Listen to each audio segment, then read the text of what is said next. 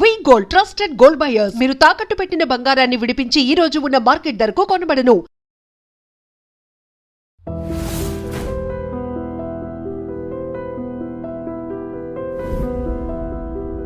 నమస్తే, నేను Kavitha. Welcome to I Dream News and నిజాలు. అమెరికా అధ్యక్షుడు డొనాల్డ్ ట్రంప్ ఇప్పుడు చైనాలో పర్యటిస్తున్నారు. వరల్డ్ వైడ్గా రెండే పవర్ఫుల్ కంట్రీస్ ఉన్నాయి. అందులో ఒకటి అమెరికా అయితే రెండవది చైనా మాత్రమే అంటూ డొనాల్డ్ ట్రంప్ చెప్తున్నాడు. అయితే 2017 తర్వాత for the first time America అధ్యక్షుడు చైనాలో పర్యటించబోతున్నారు. ఎలాంటి నిర్ణయాలు తీసుకుంటారు, ఎలాంటి చర్చలు ఉంటాయి అన్న దాని తోడుగా ఇరాన్కి సంబంధించి కూడా కీలకమైనటువంటి వ్యాఖ్యలు డొనాల్డ్ ట్రంప్ చేశారు. నిజంగా చైనా పర్యటన నుంచి ఏమి ఎక్స్పెక్ట్ చేయొచ్చు, ఇరాన్ గురించి ఏమైనా మాట్లాడుకుంటారా? మనతో పాటుగా ఉన్నారు సీనియర్ జర్నలిస్ట్ సురేష్ కొచ్చాతిల్ గారు. సార్ నమస్తే. సో అమెరికా డొనాల్డ్ ట్రంప్ చైనాకి వెళ్తున్నాడు. రెండే పవర్ఫుల్ కంట్రీస్ ఉన్నాయి, ఒకటి నేను, తర్వాత చైనా మాత్రమే ఉంది అనేటిది ఒక స్ట్రాంగ్ స్టేట్మెంట్ ఇచ్చారు. That is a big statement. ఈ పర్యటనలో వాళ్ళు ఏం డిస్కస్ చేస్తారు, ఏం అవుట్కమ్ ఉంటుంది అనుకుంటున్నారు సార్? 9 సంవత్సరాల తర్వాత మీరు చెప్పినట్లు 2017లో ఫస్ట్ టర్మ్లో ఆయన ప్రెసిడెంట్ ఉన్న తర్వాత ఇప్పుడు చైనాకి వెళ్తున్నారు. ఆ టైం చైనా విజిట్ డిఫరెంట్ ఉండే, ఇప్పుడున్న చైనా డిఫరెంట్ ఉంది. అప్పుడు చైనాతో ఇంత పెద్ద ఎకనామిక్ ప్రాబ్లం, ట్రేడ్ ప్రాబ్లం లేకుండే యూఎస్కి. కానీ ప్రెసిడెంట్ ట్రంప్ సెకండ్ టర్మ్లోనే ఈ టారిఫ్ వార్లు మొదలైనవి. మన అందరు తెలిసిన దాంట్లో ఫస్ట్ టార్గెట్ చైనా ఉన్నారు. దానికి కారణాలు ఉన్నాయి, తప్పట్లేం ట్రంప్ని. అంటే యూఎస్లో ఉన్న ఉద్యోగాలన్నీ చైనా తీసుకెళ్ళిపోయారు. అమెరికాలో అన్ఎంప్లాయ్మెంట్, ఎంప్లాయ్మెంట్ ఇది చాలా పెద్ద ఇష్యూ. అక్కడ జాబ్ నంబర్స్ వస్తే ఆ నెలల్లో అక్కడున్న ప్రెసిడెంట్ మీద దాని ఇంపాక్ట్ ఉంటుంది, వాళ్ళ పార్టీ మీద ఇంపాక్ట్ ఉంటుంది. సో ఈ డేటా చూసే చాలామంది ఓటేస్తారు కూడా, ఎంత ఉద్యోగాలు వస్తున్నాయి, ఎన్ని ఉద్యోగాలు పోయినాయి అని చెప్పేసి. ప్రెసిడెంట్ ట్రంప్ సెకండ్ టర్మ్లో వచ్చినప్పుడు ఆయన అర్థమైంది, ఆయన నెక్స్ట్ టైం గెలవాలంటే, ఆయన గెలవలేడు, వాళ్ళ పార్టీ గెలవాలంటే దట్ వాళ్ళకి కావాల్సింది ఎంప్లాయ్మెంట్. సో ఆయన టారిఫ్లు మొదలుపెట్టి, అంటే బేసిక్లీ మీరు మా కంట్రీకి ఏదైనా ఎక్స్పోర్ట్ చేస్తే యూఎస్కి మేము ఇంత టారిఫ్ పెడతాం దాని మీద. దాంతో ఏమవుతుంది, అక్కడున్న కన్జ్యూమర్ మీద పడుతుంది. అది ప్రెసిడెంట్ ట్రంప్కి తెలుసు, అది షార్ట్ టర్మ్. కానీ మీరు ఎంత పెంచుకుంటూ పోతే వాళ్ళని లాస్ట్ చెప్తారంటే, ఒక పని చేద్దాం సార్, మీ దగ్గరే పెట్టేసుకుంటాం ఫ్యాక్టరీ అంటారు. మేము ఇంత టారిఫ్ ఇచ్చే బదులు మీ దగ్గర పెట్టేసుకుంటాం ఫ్యాక్టరీ. అదే చేశారు. ఇప్పుడు మనం చూసాం, రిలయన్స్ వాళ్ళు పెద్ద రిఫైనరీ పెట్టబోతున్నారు అక్కడ. దాని తర్వాత ఫార్మా కంపెనీస్ మన దగ్గర నుంచి ఆల్మోస్ట్ $500 బిలియన్ పెట్టుబడి పెడతాం, $500 మిలియన్ పెట్టుబడి అన్నారు. ఇప్పుడు తెలియదు దాంట్లో ఎంత finally how much really will happen, కానీ ఏదో ఒక నంబర్ చెప్పేశారు. సో ప్రెసిడెంట్ ట్రంప్కి ఇది కావాలన్నమాట. మీరు ఎప్పుడు చూస్తున్నారని చెప్తూనే ఉంటారు, ఇక్కడ వచ్చి కంపెనీలు పెట్టండి, మీరు అక్కడి నుంచి పంపించకండి. కానీ ఆయనకి ప్రాబ్లం ఎక్కడ వచ్చిందంటే సుప్రీంకోర్టు కొట్టిపడేశారు టారిఫ్లంతా. దాని తర్వాత ఒక 10% పెట్టారు, అది కూడా మనం కొట్టిపడేశారు ఏదో ఒక కోర్టు. సో ఇప్పుడు టారిఫ్ అనేది ప్రెసిడెంట్ ట్రంప్కి ఒక అడ్వాంటేజ్గా లేదు. మీకు గుర్తుంటుంది, ఈ టారిఫ్ వార్ మొదలైనప్పుడు ఫస్ట్ ఆయన ఒక 25% పెట్టిండు చైనా మీద, దాన్ని పెంచి 50 చేసిండు. దాన్ని ఒకరోజు పొద్దున్న లేచి సడన్గా 125 అని చెప్పిండు. దాని తర్వాత 250 అన్నారు. డబ్లింగ్ గేమ్ నడుస్తుంది. ఎగ్జాక్ట్లీ, పాకిస్తాన్తో యుద్ధం ఆపకపోతే నేను 250% చేస్తానని చెప్పాను. సో అట్లాంటి చైనా మీద పెట్టుకుంటే వెళ్ళిపోయి లాస్ట్ 400%కి వచ్చేసారు. Then American stock market collapse అయిపోయింది కంప్లీట్గా, బాండ్ మార్కెట్ పడిపోయింది, ఇంట్రెస్ట్ రేట్స్ పెరిగింది. ఎందుకంటే ఇప్పుడు కూడా అక్కడున్న స్టీల్ ఇండస్ట్రీ మొత్తం పోయింది అమెరికాలో. కార్ మ్యానుఫ్యాక్చరింగ్ కూడా చాలా మటుకు లేదు. మేజర్ ఇండస్ట్రీస్ అన్నీ పోయినాయి వాళ్ళ దగ్గర నుంచి. దానికి కారణం చాలా ఉన్నాయి. ఒకటి హై వేజెస్, అంటే జీతం ఎక్కువ. అమెరికాలో ఎప్పుడు కూడా వాళ్ళు ఎక్కువ జీతం ఇచ్చి లాభాలు తెచ్చుకుంటుంది ఒకటే business is IT sector, especially IT technology sector. నివిడియా లాంటి చిప్స్ కంపెనీస్, వాళ్ళు ఏఐ గురించి పనిచేస్తున్న కంపెనీ అమెరికాలో చాలా ఉన్నాయి. అక్కడ దాన్ని ఇన్నోవేషన్ లెవెల్ కూడా చాలా హై మన దేశం కన్నా. సో న్యాచురల్లీ వాళ్ళ బెనిఫిట్స్ దాంట్లో ఉంటుంది. కానీ ఒక స్టీల్ కంపెనీయో, లేకుంటే కార్ కంపెనీయో, లేకుంటే అట్లాంటి ఏదైనా మేజర్ మాస్ ప్రొడక్షన్ కంపెనీస్ అన్నీ ఈ పెద్ద హై వేజెస్తోని వాళ్ళు అన్కాంపిటేటివ్ అయిపోయారు. కార్ యూఎస్లో తయారు చేయాలంటే మీరు ఫర్ ఎగ్జాంపుల్ $20,000-30,000 $20,000 ఉంటే అదే కారు చైనాలో తయారు చేస్తే మీకు $15,000 వచ్చేస్తుంది. మీరు దాని మీద 100% పెడితే కూడా కొనడానికి రెడీగా ఉన్నారు అక్కడ. సో చైనీస్ ఎలక్ట్రిక్ వెహికల్స్ చూడండి, ఇప్పుడు యూరోప్ మొత్తం కంప్లీట్ వాష్అవుట్ చేసేసారు వాళ్ళు. BYD నుంచి ఏదైనా ఉండొచ్చు, ఈవెన్ మన భారతదేశంలో కనిపిస్తుంది ఆ కార్లన్నీ. సో ఎందుకంటే చైనాలో వాళ్ళకి సబ్సిడీ, హెవీగా గవర్నమెంట్ సబ్సిడీ ఇస్తారు. ఎస్పెషల్లీ కొత్త బిజినెస్కి సబ్సిడీ ఇస్తారు. సో ఈవీ వచ్చారు, ఈవీ మీద ఇచ్చారు, తర్వాత బ్యాటరీస్ మీద ఇచ్చారు, దానికన్నా ముందు మొబైల్ ఫోన్స్ మీద ఇచ్చారు. సో చైనా కూడా ఇప్పుడు మీరు ఫార్మస్యూటికల్స్ తీసుకోండి, వాళ్ళు one of the biggest pharmaceutical producer, మనతో కాంపిటీషన్ ఉంది వాళ్ళకి. కానీ అమెరికాకి వాళ్ళు నచ్చారు, ఎందుకంటే మీరు చైనా మా ఉద్యోగం తీసుకెళ్ళిపోయారు. ఇది ఒక స్టాండర్డ్ డైలాగ్ ఉంది అమెరికన్ ప్రెసిడెన్సీ, అది రైట్. మీరు బిల్ క్లింటన్ నుంచి ఇప్పుడు జార్జ్ బుష్ నుంచి ప్రెసిడెంట్ ట్రంప్ దాకా అందరు అదే మాట అన్నారు. కానీ ఏం చేయగలరు? ఏం చేయలేరు వీళ్ళు.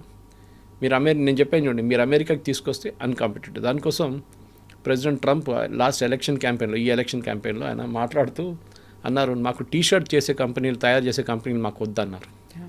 The idea was very clear, because ఆ టీషర్ట్ తిరుపూర్లో కానీ, లుధియానా కానీ, బంగ్లాదేశ్లో తయారు చేస్తే దానికన్నా చాలా తక్కువ రేట్లో వస్తుంది అక్కడ. అదే మీరు అమెరికాలో తయారు చేస్తే దానికన్నా 5 times 10 times కాస్ట్ అవుతుందని. సో మాకు టీషర్ట్ తయారు చేసే కంపెనీలు వద్దు, మాకు హై టెక్నాలజీ కంపెనీస్ కావాలి. సో ఆయన స్ట్రాటజీ చాలా క్లియర్. చైనా నుంచి పోటీ పడ్డం అంటే ప్రెసిడెంట్ ట్రంప్కి తెలిసిపోయింది, it is a zero sum game అని, ఎవరు గెలవరు దాంట్లో. దానికన్నా బెటర్ చైనాతోని ఉండి చైనా దగ్గర పని చేయించుకుంటే బాగుంటుంది. ఇప్పుడు కూడా మీరు చూడండి, యూఎస్లో ఉన్న చాలా కంపెనీలు ఈ స్టాక్ మార్కెట్ క్రాష్ అని చెప్పింది చూడండి, దానికి కారణం అది.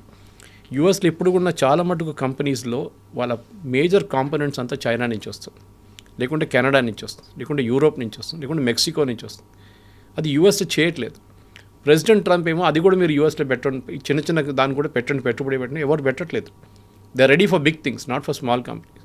ది కాంపోనెంట్స్ రాకపోతే, ఇప్పుడు మనకు తెలుసు ఒక టైంలో ఐఫోన్ మ్యానుఫ్యాక్చరింగ్ అంతా చైనా నుంచి ఉండే. తర్వాత ఈ పెద్ద క్రైసిస్ వచ్చిన తర్వాత, ఎస్పెషల్లీ కోవిడ్ వచ్చిన తర్వాత సప్లై చైన్ మీద చాలా పెద్ద ఇంపాక్ట్ వచ్చింది.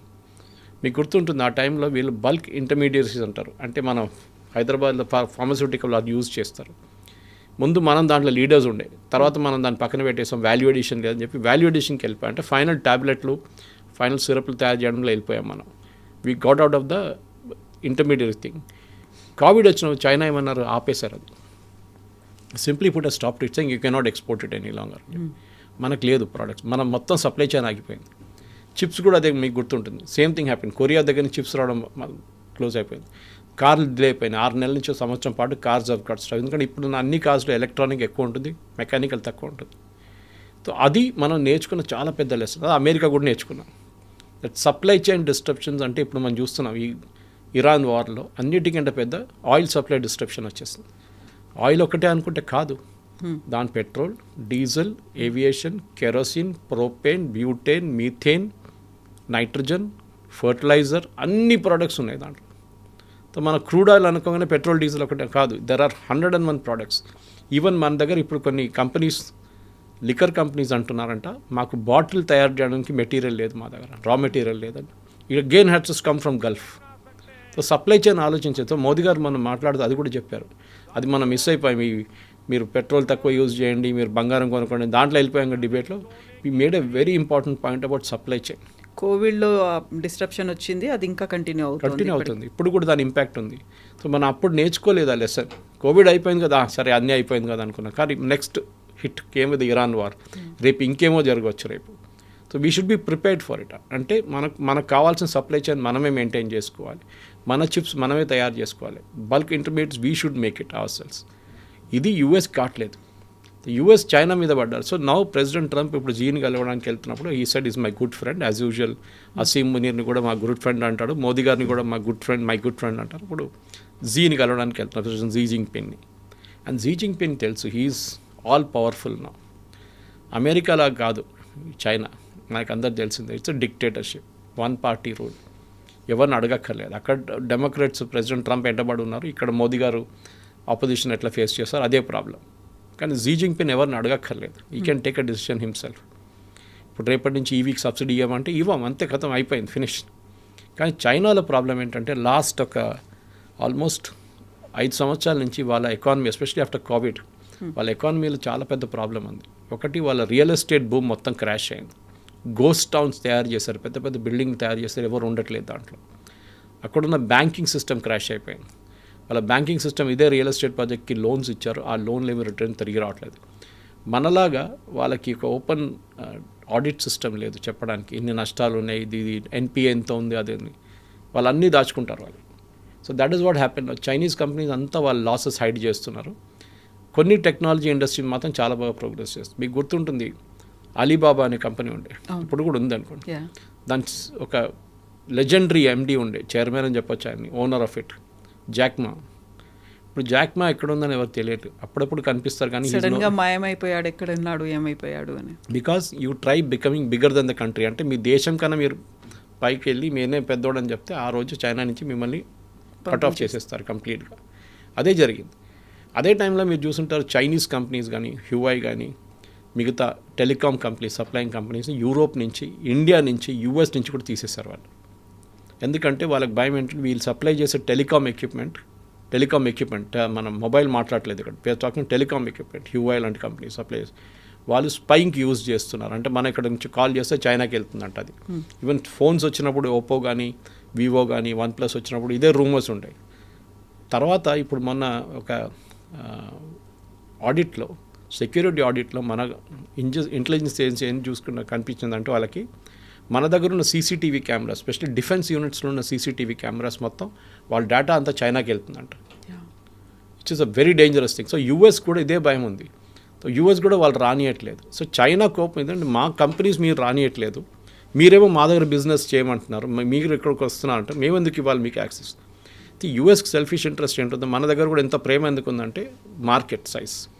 మన 140 కోట్ల మంది మార్కెట్, చైనా ఒక 130 అని చెప్పచ్చు. So we are a huge market. ఇద్దరు కలిసి 270 కోట్ల మార్కెట్ ఉంది.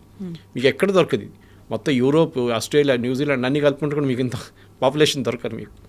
దానికోసం మొబైల్ ఫోన్ అమ్మాలంటే ఇండియాలో చాలా ఈజీ, మీకు చైనాలో ఇట్స్ వెరీ ఈజీ. ఎందుకు పాపులేషన్ సైజ్ అంత ఉంది, రీప్లేస్మెంట్ మార్కెట్ ఉంటుంది దానికి.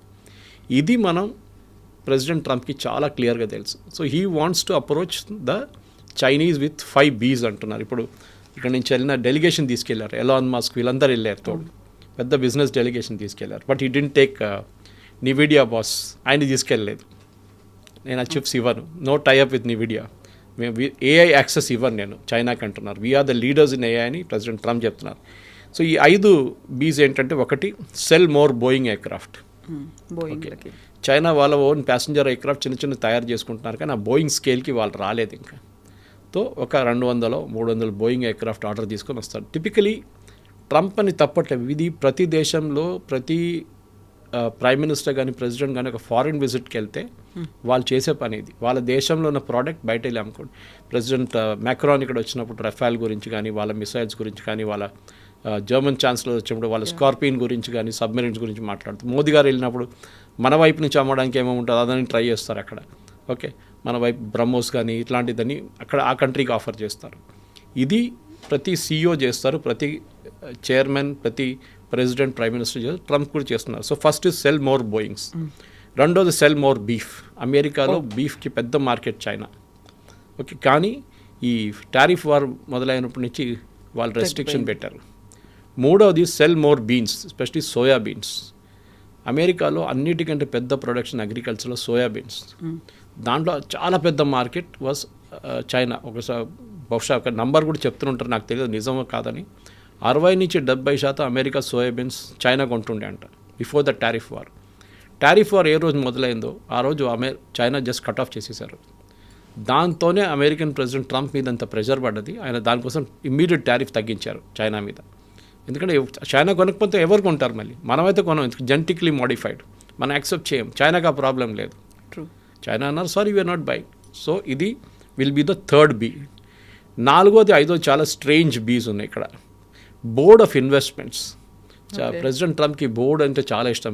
గాజాలు కూడా పెట్టారు బోర్డ్ ఆఫ్ పీస్ అని చెప్పేసి. దాన్ని ఇప్పుడు అడ్రస్ లేదు, అత్తాపత్తా లేదు దాంతో. ఇప్పుడు పాకిస్తాన్ వెళ్ళి కూర్చున్నారు దాంట్లో కూడా. సో బోర్డ్ ఆఫ్ ఇన్వెస్ట్మెంట్ అంటే అమెరికాలో పెట్టుబడి పెట్టడానికి చైనీస్ కంపెనీస్ రావాలంట. సో దానికి ఏం కావాలి? So this is going to be very, దానికోసం ఆయన ఆ డెలిగేషన్ తీసుకెళ్ళాడు తోడు. ఎలాన్ మస్క్ లాంటి వాళ్ళని, యాపిల్ నుంచి వాళ్ళందరినీ తీసుకెళ్ళండి, పెద్దగా డెలిగేషన్ బిజినెస్, వీళ్ళతో ఒప్పందం చేయండి, మీరు అమెరికాలో పెట్టుబడి పెట్టండి. కానీ ఇదే ప్రెసిడెంట్ ట్రంప్ కానీ, దీనికన్నా ముందు బైడెన్ కానీ, దానికన్నా ముందు ఒబామా, క్లింటన్, వీళ్ళందరికీ భయం చైనీస్ గురించి ఏంటంటే, వీళ్ళు మా దగ్గర నుంచి టెక్నాలజీ తీసుకొని అక్కడికి వెళ్ళిపోతారు చైనాకని.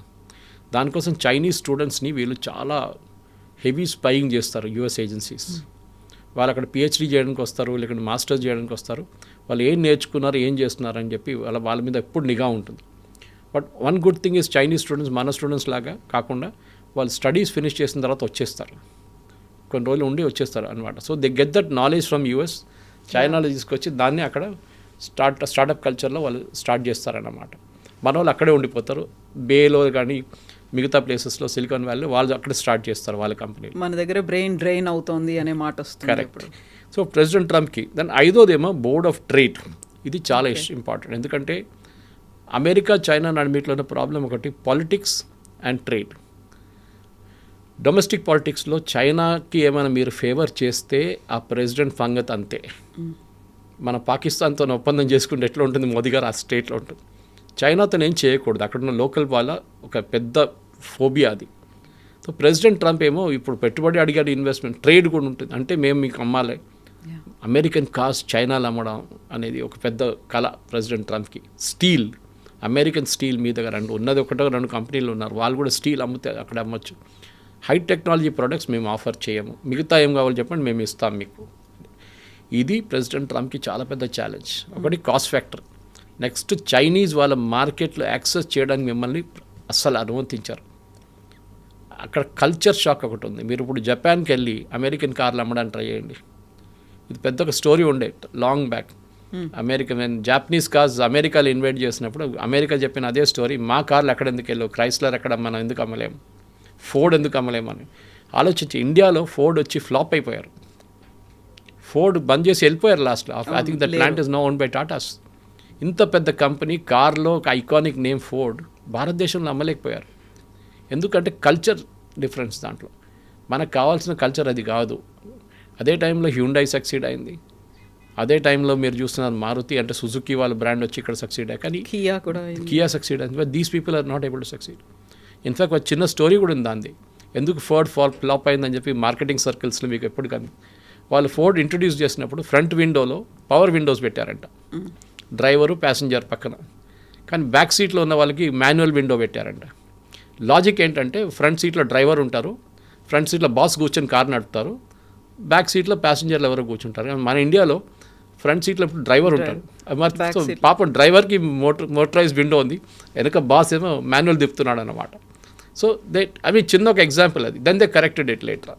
అది మనం చాలా మటుకు అమెరికన్ ప్రోడక్ట్స్ చూస్తుంటాం. అది వెన్ మెక్డానల్డ్స్ వీళ్ళు వచ్చినప్పుడు, ఈవెన్ కేఎఫ్సీ వచ్చినప్పుడు, మేము we will not introduce anything Indian, మాకు ఇంటర్నేషనల్ మెనూ ఉందని చెప్పారు. తర్వాత ఏమైంది, మొత్తం ఫ్లాప్ అయిపోయింది. Then they introduce paneer rice, ఆ రైస్ ఈ రైస్, ఇప్పుడు అది బెస్ట్ సెల్లర్స్ అయిపోయింది వాళ్ళ పనీర్ టిక్కా బర్గర్ అది. సో చైనాలో కూడా అదే కల్చర్ షాక్ చైనీస్తో ఉన్నది. ఎందుకంటే మన అందరూ తెలుసు చైనాని ఒక మాసింగ్ టైం నుంచి కల్చరల్ రెవల్యూషన్ జరిగినప్పటి నుంచి, దెన్ టియనమెన్ మ్యాస్కర్ జరిగిన తర్వాత ఒక అమెరికా రష్యాతో ఎట్లా ఒక ఆపోజిషన్ కంప్లీట్ ఒక వాల్ లాగా వచ్చేస్తుంది, చైనా యుఎస్ నడిమేట్లో కూడా ఒక వాల్ వచ్చింది.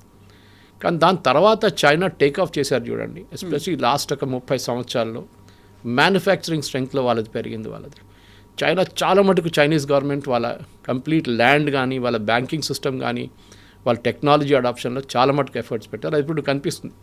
మనం చాలా దూరం ఉన్నాం చైనా కన్నా. We have to catching up అనేది, we have to lot of catching up to do. మళ్ళీ అక్కడికి వెళ్తున్నప్పుడు కూడా ఇరాన్ గురించి మాట్లాడాడు డొనాల్డ్ ట్రంప్. అందులో సర్వనాశనం అయిపోతుంది, యుద్ధం చేయడానికి అక్కడ మిగిలింది ఏం లేదు, ఇంకా ఇరాన్ ఏమైనా కావాలని కోరుకుంటే, యుద్ధం కంటిన్యూ అవ్వాలనుకుంటే ఇంకా సర్వనాశనం ఒకటే మిగిలింది అనేది. సో నాట్ ఓన్లీ చైనాతో ఉన్నటువంటి ట్రేడో లేకపోతే వాళ్ళతో డీల్స్ అవి మాట్లాడుకోవడమే కాదు, ఇరాన్ గురించి కూడా మాట్లాడుకోబోతున్నాడు అని. బట్ చైనా దీంట్లో ఇంటర్వ్యూన్ అవుతుందా? ఎందుకంటే చైనా ఇరాన్కి హెల్ప్ చేస్తుంది, లేకుంటే ఇరాన్ నుంచి చైనాకి ఫ్యూయల్ వెళ్ళిపోతుంది, క్రూడ్ ఆయిల్ వెళ్ళిపోతుంది అనుకున్నప్పుడు ఇంటర్వ్యూన్ అవుతుందా, మాట్లాడుతుందా, చర్చలు ఏమైనా జరుగుతాయా? చైనాకి దీంట్లో కొన్ని లిమిటేషన్స్ ఉంది. ఒకటి మనకందరూ తెలిసిన స్ట్రైట్ ఆఫ్ హార్మోస్ ఏ రోజు క్లోజ్ చేశారు, ఆ రోజు నుంచి చైనాకు ఒక బ్యారెల్ ఆయిల్ కూడా రావట్లేదు. చైనా 90% దీని ముందు మాట్లాడాను, 90% oil, Iranian oil China consume చేస్తుంది. ఈ బ్యాన్ వచ్చినప్పుడు, ఈ బ్యాన్ ఎప్పుడు ఆల్మోస్ట్ 48 సంవత్సరాల ముందు వచ్చిన బ్యాన్ అది. అప్పటి నుంచి చైనా మీద ఆంక్షలు ఉన్నాయి, శాంక్షన్స్ ఉన్నాయి. ఇప్పుడు వీళ్ళు తీసుకెళ్ళలేకపోతున్నారు. సో చైనా ఏం చేస్తున్నారు, ఓకే మేము కొనలేము కదా ఆయిల్ అని చైనీస్ కంపెనీస్ని పెట్టారు ఫ్రంట్గా. ఆ కంపెనీస్కి ఒక యూరోపియన్ కనెక్షన్ పెట్టేశారు ఎక్కడో. సో ఒక యూరోపియన్ షిప్ వచ్చి తీసుకెళ్ళిపోతున్నారు ఆయిల్. కానీ అక్కడి నుంచి కొంచెం దూరం పోయినాక తిప్పి చైనా వైపు వెళ్ళిపోతుంది. అక్కడ ఏదో ప్రైవేట్ రిఫైనరీ ఉంటుంది, మన జామ్నగర్లో రిలయన్స్ ఉన్నట్ల. వాళ్ళు దాన్ని రిఫైన్ చేస్తారు. రిఫైన్ చేసుకుని ఎవరికి అమ్ముకుంటారో తెలియదు. ఇదొక పెద్ద గేమ్ ఇది, మనం కూడా ఆడాము ఈ గేమ్. రష్యా నుంచి ఆయిల్ కొనుక్కొని జామ్నగర్లో రిలయన్స్ వాళ్ళు దాన్ని రిఫైన్ చేసి యూక్రెయిన్ కూడా అమ్మాము మనం. యూరోప్కి అమ్మే అది సపరేట్, యూఎస్కి అమ్మే మనం, తర్వాత వాళ్ళు తెస్తుంది ఇది రష్యన్ ఆయిల్, మనమే శాంక్షన్స్ పెట్టాం కదా, మనకే అమ్మారు తీసుకొచ్చి ఇండియా అని చెప్పేసి. ఇదే గేమ్ చైనా ఆడుతున్నారు, same game. So China Iran influence చేయడం అంటే ఎస్ చేయొచ్చు కావాలంటే, కానీ ఇప్పుడు ఇరాన్ ఎట్లా స్టేట్లో ఉన్నారంటే లాస్ట్ స్టేజ్కి వచ్చేసారు. వాళ్ళు ఎవరు చెప్పినా వాళ్ళు వినరు, ఎందుకంటే వాళ్ళ వైపులో వీక్నెస్ చూపిస్తే వాళ్ళ ఐఆర్జీసీ వాళ్ళని తీసేస్తారు గేమ్ నుంచి.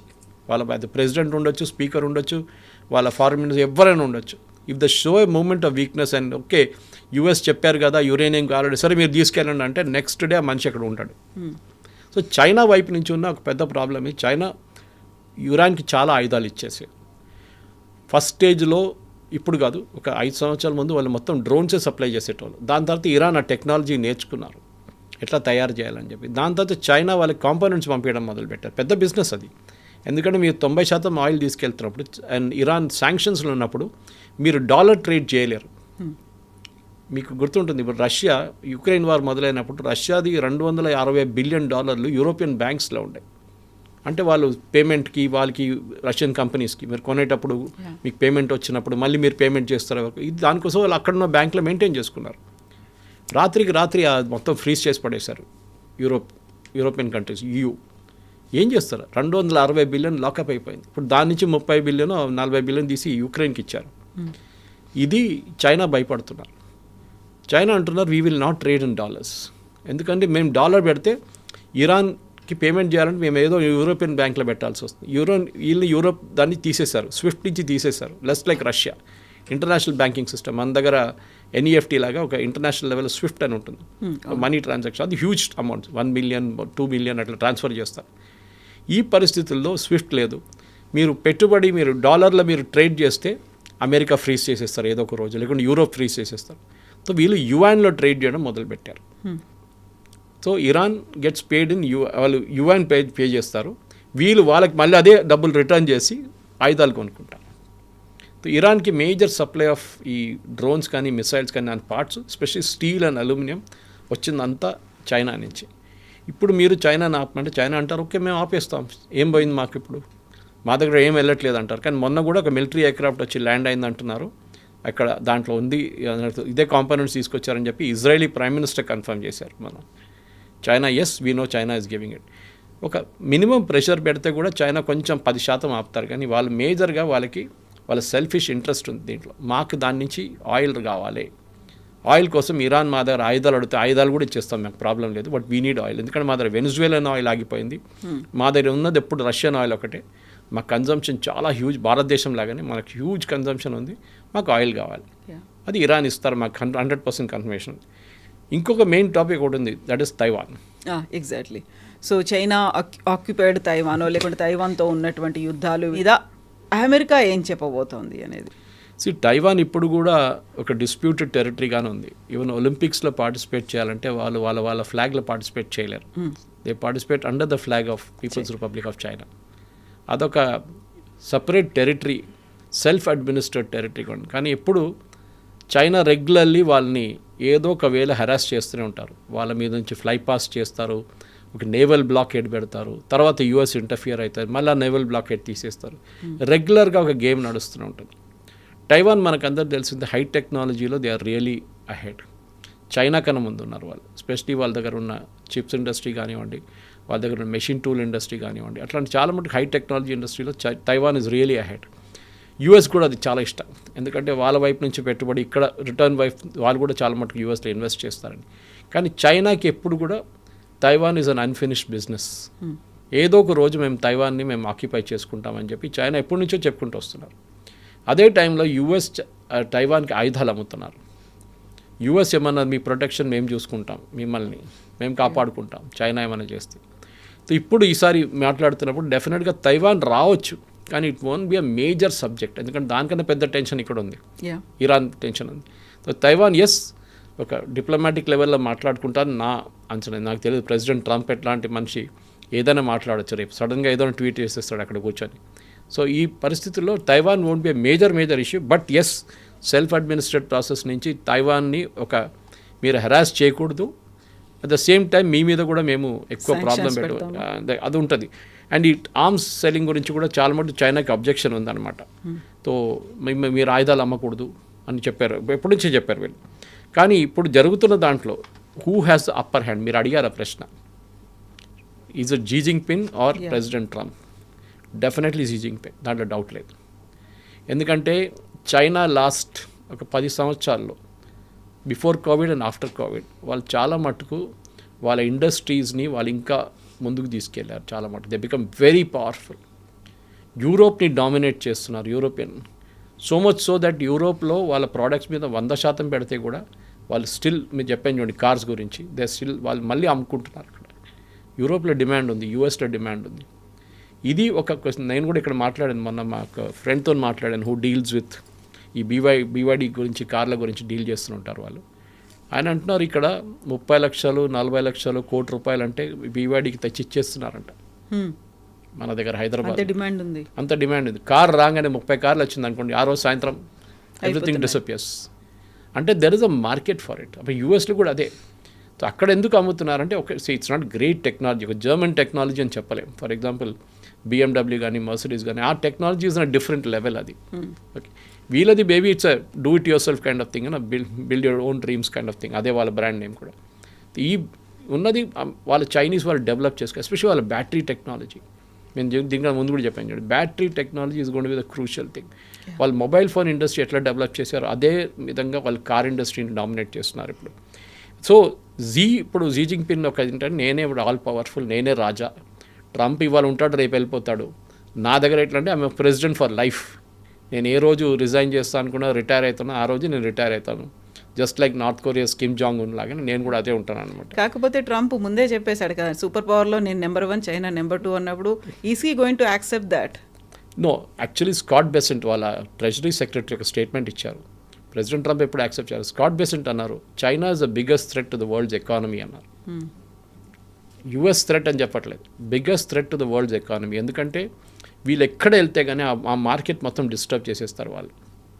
మీరు చిన్న దేశాలు ఆలోచించండి, వియట్నాం కానీ, థాయిలాండ్ కానీ, కంబోడియా కానీ, ఇట్లాంటి దేశాలు కూడా వాళ్ళు పెద్ద పెద్ద ఫ్యాక్టరీలు పెట్టుకున్నారు వాళ్ళు బ్యాన్ బీట్ చేయడానికి. రేపు యుఎస్ అంటారు చైనీస్ మేడ్ ఇన్ చైనా మీరు ఇక్కడ అమ్మలేరంటే మేడ్ ఇన్ వియట్నాం నుంచి వస్తుంది.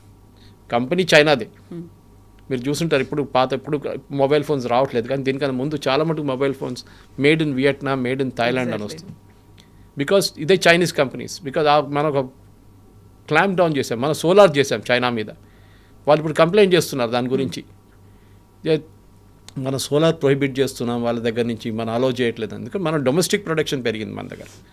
సేమ్ యూఎస్ కంప్లైంట్ చేస్తున్నట్టు వాళ్ళు కూడా చేస్తున్నారు, మమ్మల్ని యాక్సెస్ ఇవ్వట్లేదు మీరు మార్కెట్కి అని చెప్పేసి. అట్ ద సేమ్ టైం మనం కూడా అర్థం చేసుకున్నాం China is a huge market. కానీ మనకు చైనా వైపు నుంచి మన ట్రేడ్ బ్యాలెన్స్ చూస్తే వాళ్ళకే సర్ప్లస్ ఉంది. మనం అచీవ్ చేయాలంటే మనం చాలా కష్టపడాలి ఆ లెవెల్కి రావాలంటే. బట్ స్కాట్ బెసెంట్ చెప్పింది కరెక్టే, China is a threat to the world's economy, దాంట్లో డౌట్ లేదు. అండ్ ఆఫ్ కోర్స్ ఇప్పుడు చాలా మటుకు యుఎస్ బ్యాన్ వచ్చిన తర్వాత చాలా మటుకు చైనీస్ ప్రోడక్ట్స్ ఇప్పుడు సౌత్ ఈస్ట్ ఏషియాకి వెళ్తుంది, వాళ్ళు అక్కడ అమ్ముతున్నారు. బహుశా యూరోప్కి వెళ్ళి నాకు తెలిసిన మటుకు మాకు 2-3 ఫ్రెండ్స్ ఉన్నారు, వాళ్ళు చెప్పారు కూడా ఈ మెషిన్ టూల్స్లో ఎస్పెషల్లీ చైనా వాళ్ళు టైవాన్ని బీట్ చేయడానికి వాళ్ళు యూరోప్లో ఫ్యాక్టరీస్ పెట్టుకొని చైనా నుంచి ఆల్మోస్ట్ ఫినిష్ చేసి ఎస్కేడి అంటారు కంప్లీట్లీ నాక్డౌన్ సికేడి ప్రోడక్ట్స్ పంపించి అక్కడ అసెంబుల్ చేసి యూరోప్ నుంచి యూఎస్కి అమ్ముతున్నారు వాళ్ళు. Made in Europe, made in Germany, made in France label పెట్టేసి. దాన్ని కూడా అమెరికా చాలా మటుకు చెక్ చేస్తున్నారు. But it's a game, cat and mouse game అంటారు చూడండి ఇంగ్లీష్లో. ఇది నడుస్తుంది. అండ్ అమెరికాకి ఏం ప్రూవ్ చేయాలంటే మేమే అందరికన్నా పవర్ఫుల్. కానీ at the same time China వాళ్ళ గేమ్ వాళ్ళు ఆడుతున్నారు. ప్రెసిడెంట్ ట్రంప్ ఒక కొన్ని డీల్స్ తీసుకొని వస్తారు, కానీ చాలా మటుకు ఇదొక ఏం చెప్తారు, ఒక good will feel good visit ఇది.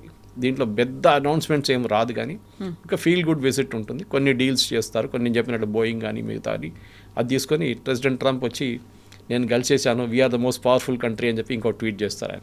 ఆ తర్వాత ఇరాన్ మీద అటాక్ ఉంటుంది. అది చైనా నుంచి బయలుదేరేటప్పుడు జరుగుతుంది చూడండి. అది డెఫినెట్గా దట్ విల్ హ్యాపెన్. బికాస్ చైనాలో ఉన్నప్పుడు చేయకూడదు, అది చాలా మటుకు కేర్ఫుల్ ఉండాలి. అది చాలా పెద్ద డిప్లొమాటిక్ ఇన్సిడెంట్ అయిపోతుంది. ఏ రోజు చైనా నుంచి బయలుదేరుతారో ఆ రోజు అమెరికా చేస్తారో లేకుంటే ఇంకెవరైనా బాంబ్ చేస్తారో we don't know.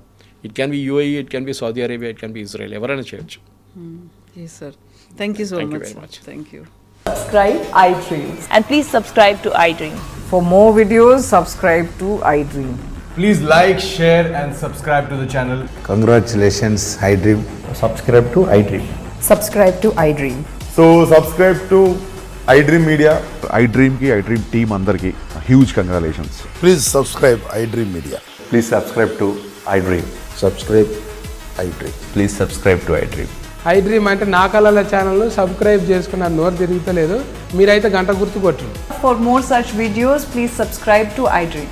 Subscribe to iDream. Please subscribe to iDream. Please subscribe iDream Media. Please do subscribe to iDream. Please subscribe to I dream media. For best entertainment and information, please subscribe iDream. And don't forget to subscribe to iDream.